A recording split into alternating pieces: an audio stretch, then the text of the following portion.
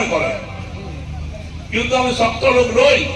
আমি একটা নারকেলের ভিতর যখন জল থাকে না, আমার মনের ভিতরে তেমনি জল আছে, মানুষের পাশে থাকা আর গরিবের পাশে থাকা। এটা আমার কাজ, গরিব মানুষের পাশে থাকাটা।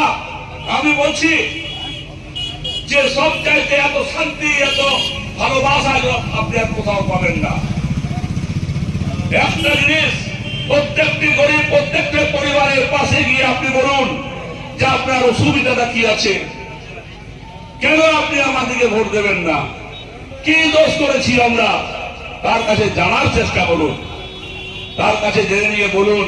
যদি ভুল হয়ে থাকে আমরা সেটা শুধরে নেব, কিন্তু যে সুযোগ সুবিধাগুলো আপনারা পাচ্ছেন সেইগুলো থেকে বঞ্চিত হয়ে বসে যাবেন এই সরকার যদি চেঞ্জ হয়ে যায়।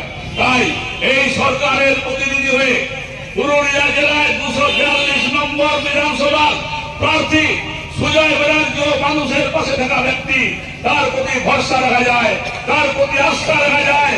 তাকে আপনারা নির্বাচন করুন। আপনার এলাকার মানুষের উন্নয়ন, আপনার উন্নয়ন এবং আপনার প্রতি সহানুভূতি ওই ব্যক্তিটির কাছে ছিল, থাকবেও।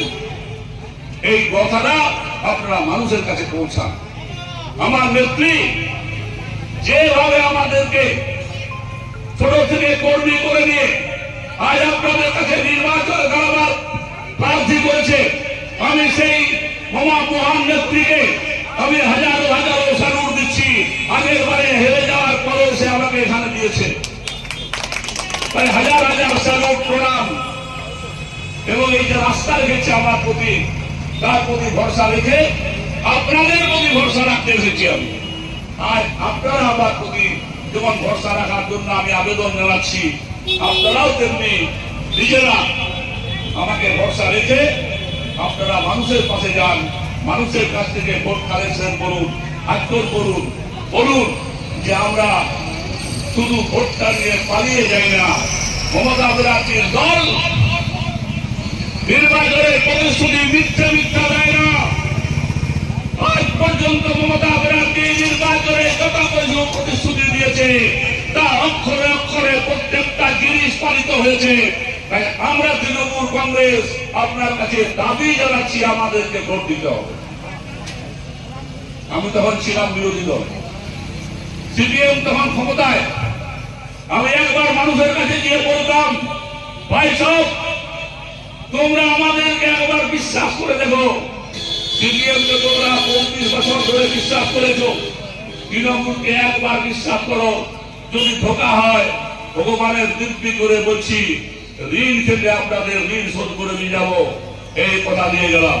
ঠিক তেমনি হয় মানুষের কাছে গিয়ে বলবেন যে মমতা ব্যানার্জির দলের যে প্রতিনিধি আমরা মানুষের পাশে থাকা লোক।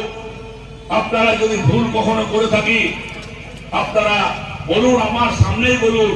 আমরা বাঘ নই, আমরা ভালুক নই, আমরা মানুষ, আপনার সাথী, আপনার সেবক ইত্যাদি বলে মানুষের কাছে গিয়ে তাদের কাছে যদি ভুল ত্রুটি দলের হয়ে থাকে সেই দলের হয়ে আপনারা সেটা কথা বলুন, ক্ষমা চান। আমিও যাব তাদের কাছে, সে ভবানীপুরে হোক আর শীতলপুরে হোক, প্রত্যেকটা গ্রামে গ্রামে প্রত্যেকটা পরিবারে হাত জোড় করে বলবো যে দিদিরা, দাদারা, মমতা ব্যানার্জি অনেক কিছু দিচ্ছেন, তার প্রতি আস্থার পর আরো বেশি যদি কিছু পেতে চান তাহলে এই সরকারকে আপনারা আস্থা রাখুন, এই সরকারের উপর আপনারা বিশ্বাস রাখুন, এই সরকারের প্রতিনিধিকে জিতিয়ে পাঠান। এই আবেদন আপনাদেরকে এবং